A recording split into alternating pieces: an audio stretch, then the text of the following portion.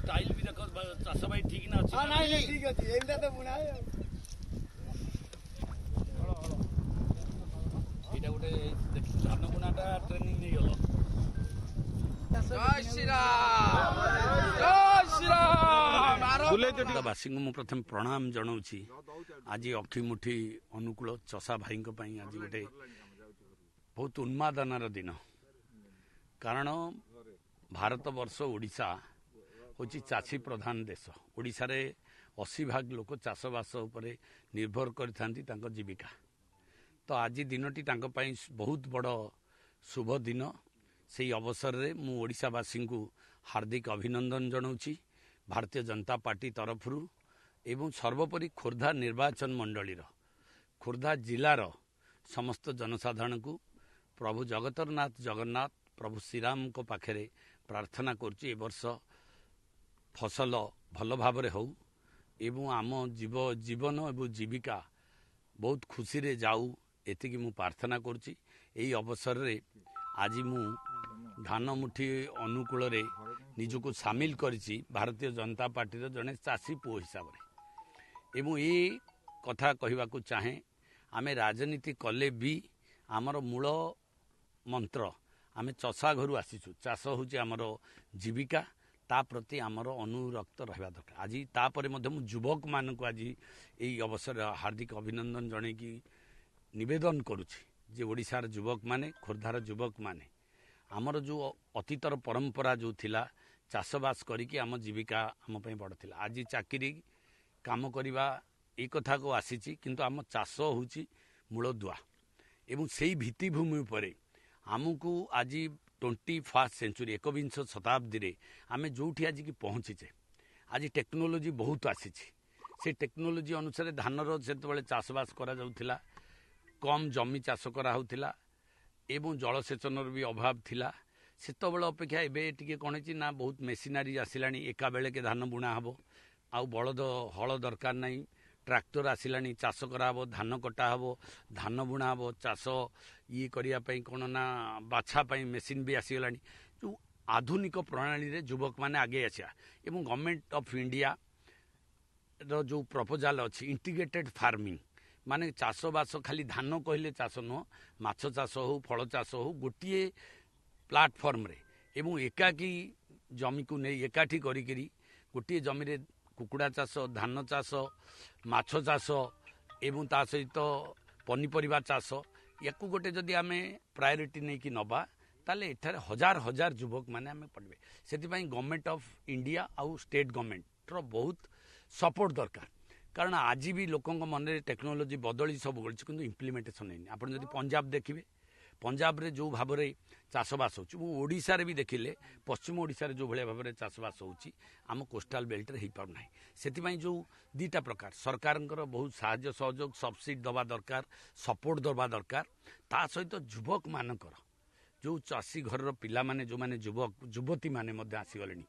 Technology use है आज भी देखुची मु बहुत मीडिया रे देखुची भौणी माने भी जाइकरी चाषबास करी इंजीनियरिंग पाठ पढ़ी चाषबास करिया आरंभ कले तो निश्चित भाव में आम इंजीनियरिंग हुए कि मेडिकल पढ़ू कि जेकोसी टेक्निकल एजुकेशन पढ़ू से किसी असुविधा नहीं बट आमर जो मूल दुआ भित्तिभूमि आम जब एग्रीकल्चर सेक्टर को प्रायोरिटी दबा एवं सबू इरिगेशन 70% एरिया को जब आम इरिगेशन मु चाहूँगी खोर्धा निर्वाचन मंडल 3 प्रकार आम मीडियम इरिगेशन प्रोजेक्ट नवा माइनर इरिगेशन प्रोजेक्ट डेवलपमेंट करवा ता सहित लिफ्ट पॉइंट जदि जमी आंध्र प्रदेश सबू बिल को लिफ्ट पॉइंट होती इलेक्ट्रिक देखियो बिल जाक माल माल खुंटी एवं लिफ्ट पॉइंट जदि आम फैसिलिटीज दबा ताले सबू जमी की पानी जदि जोगे दबा ताले आम 3 फसल पाइबा तो सेईटा आमर आर्थिक उन्नति आनिबो दीर्घकालीन मियादी आज जो सरकार दौची स्वल्पकालीन मियादी कौन आम योजना करूँ सबू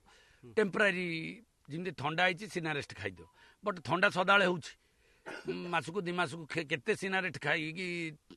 तुम लॉन्ग टर्म ट्रिटमेंट दरकार लॉन्ग टर्म ट्रिटमेंट पाई से सपोर्ट दरकार गवर्नमेंट एग्रीकल्चर सेक्टर रे मु तो भावुची बिजु जनता दल सरकार जहाँ कला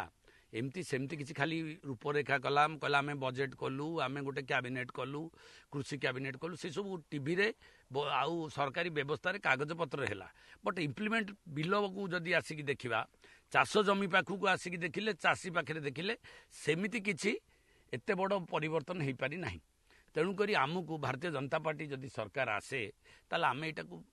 ସ୍ପେଶାଲ ପ୍ରାୟୋରାଇଜ୍ କରିବୁ। ତାପରେ ସେଲ୍ଫ ଏମ୍ପ୍ଲୟମେଣ୍ଟ କଥା, ଏବଂ ସେଲ୍ଫ ଏମ୍ପ୍ଲୟମେଣ୍ଟ ଯେଉଁ କଥାଟା ସେଇଟା ଏଗ୍ରିକଲଚର ବେସ୍ଡ ହେବା କଥା। ସେଲ୍ଫ ଏମ୍ପ୍ଲୟମେଣ୍ଟଟା ଆଗ୍ରୋ ଏଗ୍ରିକଲଚର ଏଣ୍ଟରପ୍ରିନର ଅର୍ ଇଣ୍ଡଷ୍ଟ୍ରି ରିଲେଟେଡ୍ ହେଲେ ନିଶ୍ଚିତ ହେବ। ବର୍ତ୍ତମାନ ଆମ ଖୋର୍ଦ୍ଧା ଅଞ୍ଚଳରେ ଶିଳ୍ପ ତିଆରି ହେଉଛି, ଫୁଡ୍ ପ୍ରୋସେସିଂ ହେଉଛି, ଟେକ୍ସଟାଇଲ୍ ହେଉଛି। ତ ଏଗ୍ରିକଲଚର ବେସ୍ଡ ଆଗ୍ରୋ ଇଣ୍ଡଷ୍ଟ୍ରି ଯଦି ଆମେ ଆଣିପାରିବା ଆମ ନିର୍ବାଚନ ମଣ୍ଡଳୀକୁ, ଆମ ଜିଲ୍ଲାକୁ, ତାହେଲେ ନିଶ୍ଚିତ ଭାବରେ ଆମ ଜିଲ୍ଲାବାସୀ ଆକୁ ଉପକୃତ ହେବେ। ମୁଁ ଆଶା କରୁଛି ଆମର ମ୍ୟାଡ଼ାମ୍ ଅପରାଜିତା ଷଡ଼ଙ୍ଗୀ ମହୋଦୟା ଯିଏ MP ଅଛନ୍ତି, ଏଥରକ ନିର୍ବାଚନ ଲଢ଼ୁଛନ୍ତି, ମୁଁ ତାଙ୍କୁ ନିବେଦନ କରିଛି ସେ ନିଶ୍ଚିତ ଭାବରେ କେନ୍ଦ୍ର ସରକାରଙ୍କ ପାଖରେ ଏସବୁ ଜିନିଷ ଦାବି ଉପସ୍ଥାପନ କରିବେ ଏବଂ ସେ ଦାବିଗୁଡ଼ିକ ଆମ ଖୋର୍ଦ୍ଧା ନିର୍ବାଚନ ମଣ୍ଡଳୀ, ସର୍ବୋପରି ଖୋର୍ଦ୍ଧା ଜିଲ୍ଲାରେ ସମସ୍ତ ଅଞ୍ଚଳ, ବେଗୁନିଆ ବୋଲଗଡ଼ ହେଉ, ଚିଲିକା ବାଣପୁର ହେଉ, ଖୋର୍ଦ୍ଧା ଟାଙ୍ଗୀ ହେଉ, ଜଟଣୀ ଭୁବନେଶ୍ୱର ହେଉ, ବାଲିଅନ୍ତା ବାଲିପାଟଣା ହେଉ, ଇଏ 10ଟି ବ୍ଲକରେ ଅର୍ବାନ୍ ସେକ୍ଟରରେ, ରୁରାଲ ସେକ୍ଟରରେ, ତାପରେ ବି ଅର୍ବାନରେ ମଧ୍ୟ ଜଟଣୀ NACର ଲୋକମାନେ ବି ଚାଷବାସ କରନ୍ତି, ଖୋର୍ଦ୍ଧା NACର ଲୋକମାନେ ବି ଆଜି ବି ଚାଷବାସ କରୁଛନ୍ତି, ବାଣପୁର NAC, ବାଲୁଗାଁ NACର ବି ଲୋକମାନେ ବି ଚାଷବାସ କରୁଛନ୍ତି। ତ ଅର୍ବାନରେ ମଧ୍ୟ ଏଗ୍ରିକଲଚର ବେସ୍ଡ ଅଛି। ତ ସେଥିପାଇଁ ମୁଁ ନିଶ୍ଚିତ ଭାବରେ କେନ୍ଦ୍ର ସରକାରଙ୍କ ପାଖରେ କିମ୍ବା ଆମ ଓଡ଼ିଶାରେ ସରକାର ଆମର ଏଥରକ ହେବ ଏବଂ ସେ ସରକାର ପାଖରେ ନିଶ୍ଚିତ ଭାବରେ ଏ ଦାବି ଦେବି। ଆମେ ଆମର 70-80% ଲୋକ ଯେଉଁମାନେ ଏଗ୍ରିକଲଚରକୁ ପରୋକ୍ଷ ପ୍ରତ୍ୟକ୍ଷରେ ମାନେ ଜୀବିକା ନିର୍ବାହ କରନ୍ତି, ତାଙ୍କ ପାଇଁ ଆମେ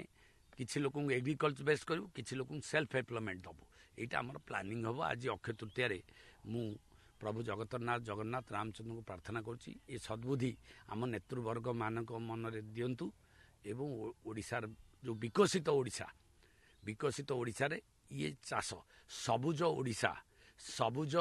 ଶାନ୍ତ ସମୃଦ୍ଧ ଓଡ଼ିଶା ଗଠନ ବେଳେ ଖୋର୍ଦ୍ଧା ମଧ୍ୟ ସେଭଳି ସବୁଜ ସମୃଦ୍ଧ ଏବଂ ଶାନ୍ତ ନିର୍ବାଚନ ମଣ୍ଡଳୀ ହେଇ ଓଡ଼ିଶାରେ ପ୍ରଥମ ସ୍ଥାନରେ ଅବସ୍ଥାପିତ ହେଉ। କାରଣ